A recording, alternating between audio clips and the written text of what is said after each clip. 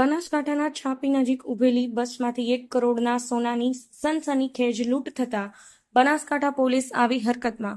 સમગ્ર લૂંટની ઘટનાના CCTV footage આવ્યા સામે। રાજસ્થાન પરિવહનની બસ અમદાવાદથી રાજસ્થાન જઈ રહી હતી।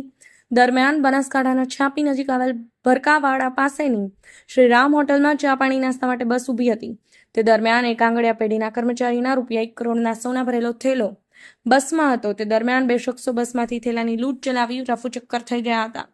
ઘટનાની જાણ છાપી પોલીસને થતાં તાબડતોબ ઘટના સ્થળે દોડી આવી હતી અને નાકાબંધી કરવાની કવાયત હાથ ધરવામાં આવી હોવાનું જાણવા મળ્યું હતું।